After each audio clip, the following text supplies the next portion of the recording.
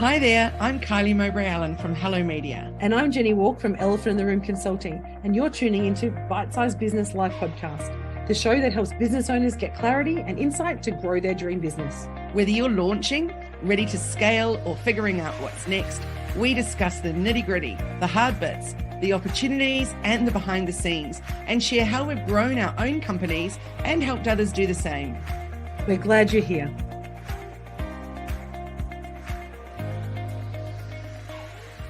Start again. Hello. Hi there, this is Jenny Walk from Elephant in the Room Consulting and Kylie Mowbray Allen from Hello Media, and you're tuning in to the Bite Size Business Live Podcast, the show that helps small business owners get clarity and insight to grow their dream business. Hello, Kylie. It's Monday, so you will have been on Zoom all day teaching amazing things. Tell us what's happening in your world. I actually started just before 6 this morning so I could finish this presentation because it was my last of the free workshops for the year. So I spent way too much time on it, but I loved the result, which was awesome. It was all about video and the words you need to say to in your first 3 seconds to capture attention and, you know, all that good kind of stuff. That's amazing, because when we do videos, we kind of forget that kind of psychology around people watching videos, don't we? We sure do. And so many people start a video with, hi, well, you know, like we do for this, but this is different because this is a specific purpose. But, you know, if you're thinking about a short reel where you're talking and you start with, hi, I'm Kylie Mowbray Allen and I'm a digital marketing coach and blah, blah, blah. And you've lost them because what's in it for them? Nothing. So you need to start with you. And if you can do you twice, so different forms of you, so you will, you know, any of that kind of stuff. If you can do that twice, you capture 97% of the people in that first 3 seconds, whereas it's 66% if you say you once in the first 3 seconds. And of course, if you don't say it at all, then... So we need to be saying tonight, you're going to learn the difference between selling and providing a solution and how it's going to help you build your business without feeling ickier about selling. Yeah. You're telling us today. Yeah, nice. I love that. I love it. See, application, learning and application. So we are tonight talking about selling and providing a solution. You and I have talked a lot around the psychology of selling and how we feel about the concept of selling to clients and what that means versus providing a solution. So I am so excited about tonight's chat, which is something that, yes, you and I have been talking a lot in the background. So this conversation around selling versus providing a solution, I have a very clear mantra around what that means, but what does it mean to you, Kylie? Oh gosh, I was having quite a heated argument with someone about it the other day, who was so passionate about the word selling and so much about empower yourself to really embrace selling and blah, blah, blah, like selling makes the world go round. And I keep saying, selling triggers me. The word sales just doesn't gel with me. I don't like it. And wow, they were really intense. I didn't realize at the time they were a sales coach. But that said, the sales coach that you and I used to have a number of years ago, he totally got my unpleasantness around that word. And he totally embraced when I was like, oh, why don't I just replace that word with helping? He's like, yeah, that could work. Anyway, I said this to this woman and she's like, absolutely not. Selling is not helping. So, I'm interested by that, because when I think of business success, when I think about business success and what we're trying to do, for me particularly, I'm trying to create impact, right? So if I'm trying to create impact, selling and working with clients isn't just about sales for me. It's not just about money. It's not just about revenue. It's about solving problems, adding value, changing the world, you know, creating, you know, broader impact, those ripples that we talk about. That seems often very esoteric, but for me, it's a real driving force for my business. So if I was only focused on selling people, and the term selling to me is about a revenue, it's an exchange piece. So selling to me is about, I'm going to fill my car with petrol, so they're selling me fuel so my car can run, right? Yeah, but when you look at the ads, even around petrol ads, they're not talking about filling your car up and selling fuel. They're talking about the value it does to your car and the kilometers and the time with your family, because their petrol's going to get more miles or more kilometers per gallon or liters per mile, whatever it is, right?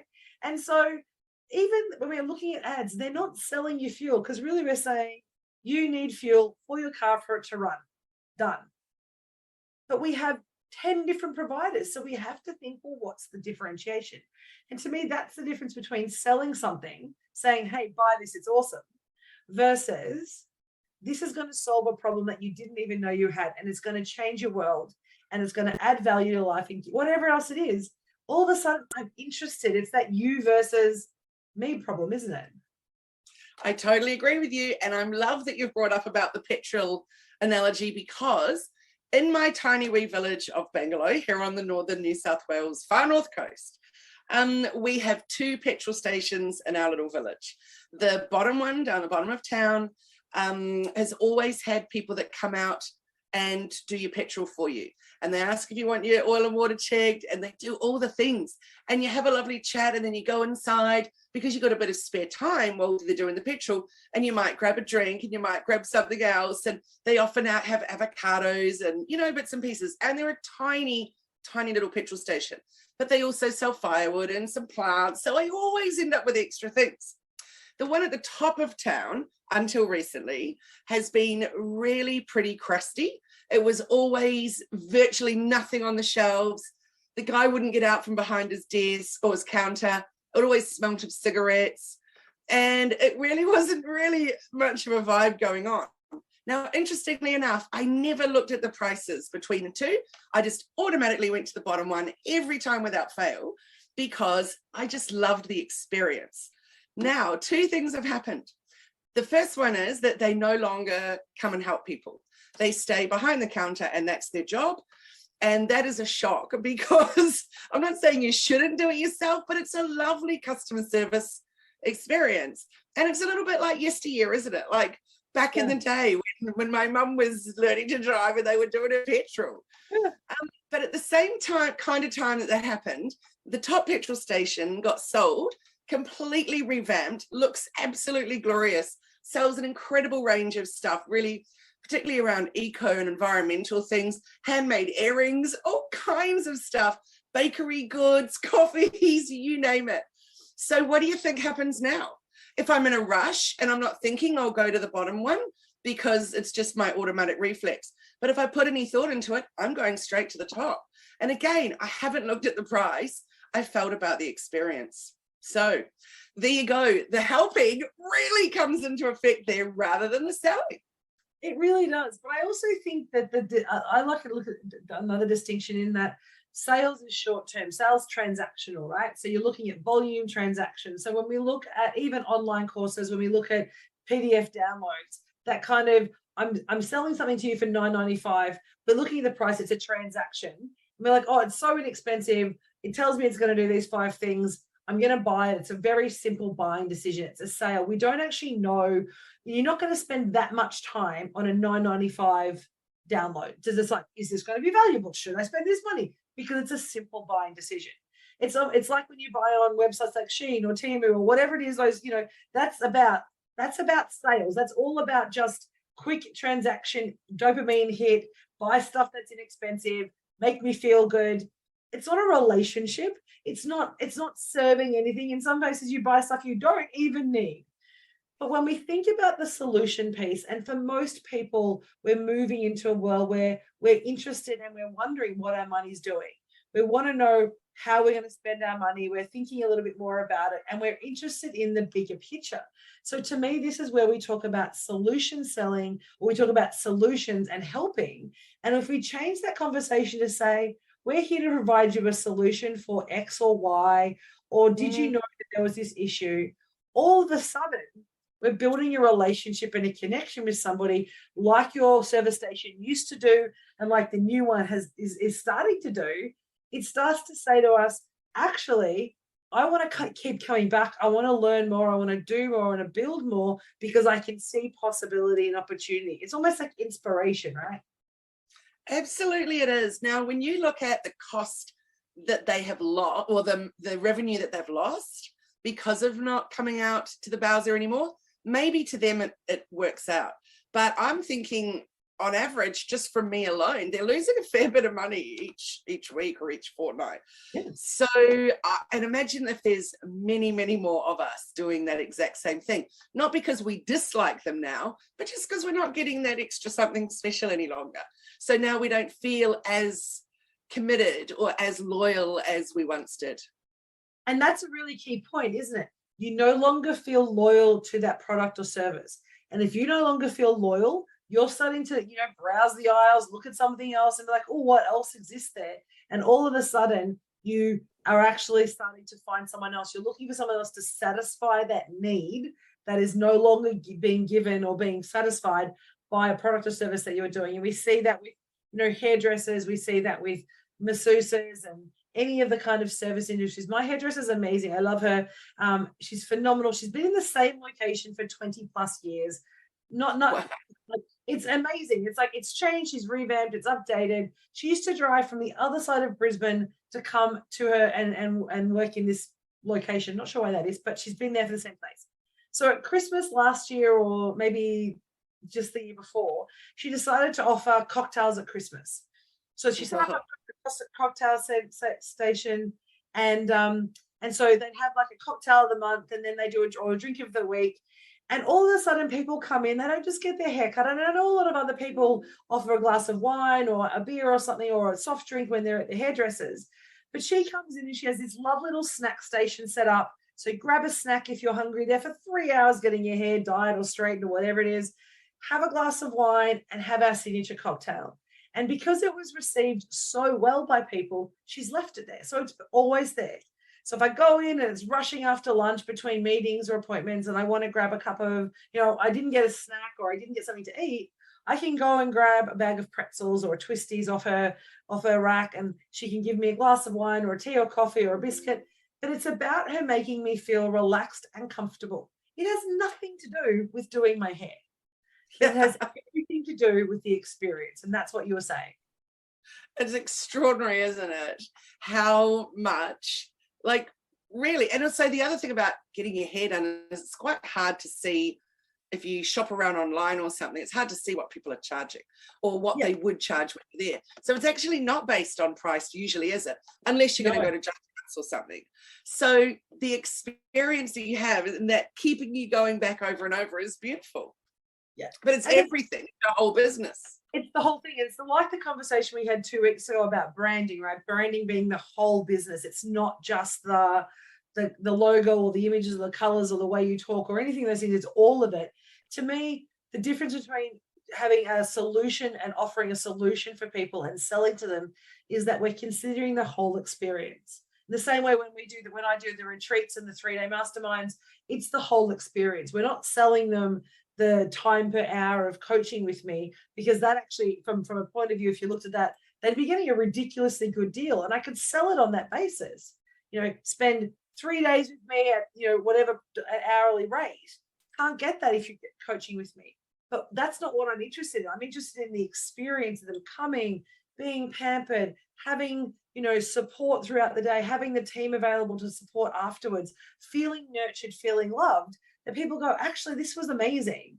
And now we have our November workshop and we have people who are relaunching a new business who are coming. You've already been, but it's a new business. It's a new workshop. It's a new experience for them. So it is that how are we changing your lives for better, not just selling you something or giving you a solution. Yes. And, there's a podcast that I listened to that finished, I think, 2 years ago. And I still go back and re-listen to those episodes because the experience of those women, I love the way they interact. I love everything about it. And I just think, again, it's how do we feel? So what are the emotions that we have when we're listening or viewing or buying or whatever? Today, something arrived in the mail that I'd ordered last week. First time I bought from this online store.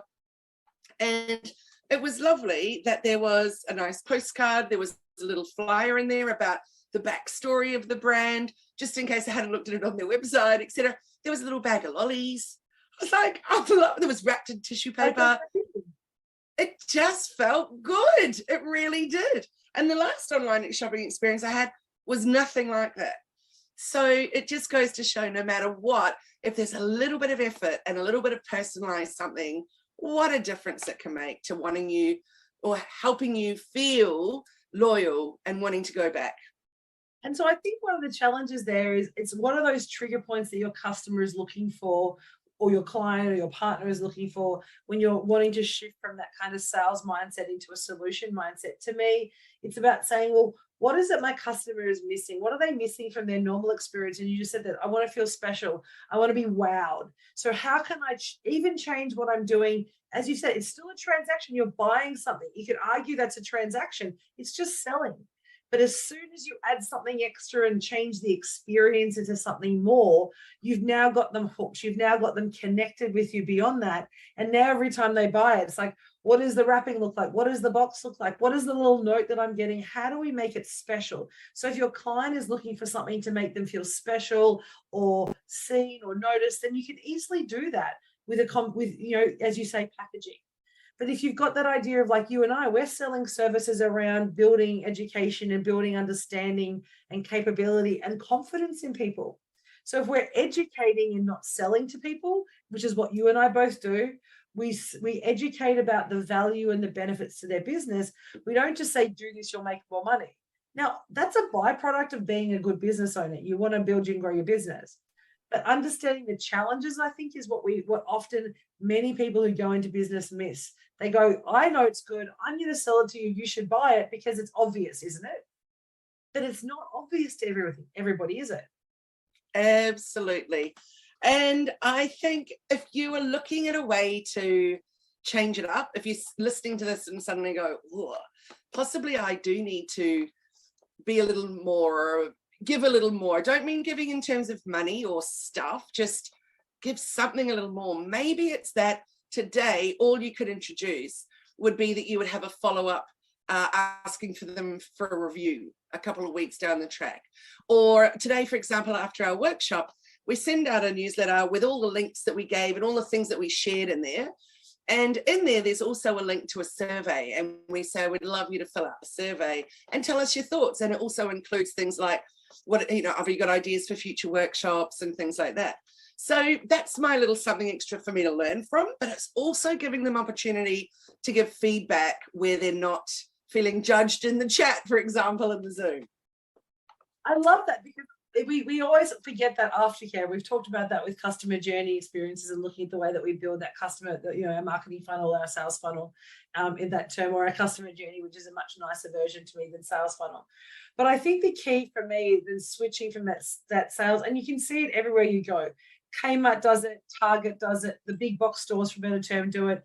It's that experience that you're getting. Even my pizza place, not the Pizza Hut, the local pizza place, when I call and tell me the number of your phone. Hi Jenny, great to see you back. What can I get for you? It's a very small thing. They don't remember my order. They don't know who I am, but my name comes up on the system. So they have my address, they know where I'm calling from, and I feel automatically part of the family. And I think that's the difference around solution selling. Even when I used to work in government, when I used to work for corporations, and we had to do a version or a solution, when we said, this is going to help you do better, this is what we don't recommend for you, and this is what we do recommend. And we start to think outside the box, not just the first sale. We're not asking you to buy one thing. We're asking you to join us for 2 to 3 years or a lifetime, depending on what you're offering. That requires more than just selling. That requires a relationship. It requires understanding, all the things you talk about when you're talking about building trust with your clients. Yes, absolutely. I had a funny experience recently with getting new glasses, and I didn't go back to my usual optometrist. I went somewhere very close by, but it had been recommended to me by a client. And so I went, and I felt so much guilt about turning up there. And but what's been really interesting is I haven't even picked up the glasses yet, even though they're ready. But I've already received 2 emails just asking, how was my experience? Did I enjoy it? Blah, blah, blah. I was like, you really care. It's really nice. And I just think that tiny bit of feeling like someone actually gives a shit, it feels really good. It's no, but I know, I think that's so important. And that's the navigation, right? How we shift from this sales mindset, this revenue generation mindset into solutions and into long-term business growth. My business has doubled twice in the last 2 years because we don't think about the money we're getting from a client. We think about the impact that we're making. We talk about how do we support you? How do we serve you? How do we help build and solve your problem in your business? And we do that through our coaching services and what we do. But in doing so, the outcome, the back end for us is growth in sales. We're not thinking about that when we sell the product and when we talk to the client. It's not like, oh, this is going to be worth this much money. It's actually about this is the solution we're solving. This is the relationship we're building. And you know what? It's going to do good for both of us. And because that's always been our focus, I think that's why we're growing. And that's why we don't actively sell our stuff. We get, referrals, or people hear from us, or they see us speak and they go, oh, I'm interested in what you do. But that shift actually helps you when you don't focus on the number anymore and you focus on what, as a sales manager in my old days, we like to call the inputs. Focus on the good things that you put in the box, and what will come out of it is an amazing thing, right? It's that little pinch of love that goes into an apple pie that makes the apple pie amazing, not the pastry and the apple that you cooked it with, because everyone uses the same pastry and the same apple. Yeah, beautiful. So if you wanted to shift your sales, so I said, for example, I would just even do a follow-up and, make a suggestion, just follow up, whether it's asking for a review or asking for their opinion or their thoughts or whatever. What would you suggest for one thing that people could action right now? I think if you're selling a product or a service, the first thing I would do is I would go and have a look at what your ads or what your promotion of that item looks like. And rather than starting with price, lead with how it's going to make that person's life better, more enriched, more valuable, more happy, whatever it is you're selling. Focus on the primary benefit and value to the individual first, because if they value that, the price won't matter. Nice. I think that's a beautiful thing to say. I've been speaking about that a number of times recently with regards to, can I afford it? Or am I choosing to invest my money elsewhere? So at the end of the day, we all make decisions every single minute of the day of where money is being allocated. So yeah, it comes down to exactly what you said. Are they valuing what it is that you're offering, so that the money doesn't so much come into it? And to me, that price point, for those who are selling products, that price decision is around, in my experience, around that $20 to $25. Anything below that, it's a impulse buy to some extent. But once you start to get to $25 as something you buy regularly, you start to think of the conversation differently. You start to go, am I getting enough soap out of this bottle compared to this other one? And is it the right amount? Is it worth me paying that money? What's the benefit? But if you talk about how great it's going to be to your skin or the environment or the smell in your house or everything else around that, you suddenly don't think about the price anymore. And so I think if you're selling a product or service and it's, from a product that $25 or more, not the luxury items, we're just talking your general consumable products, right?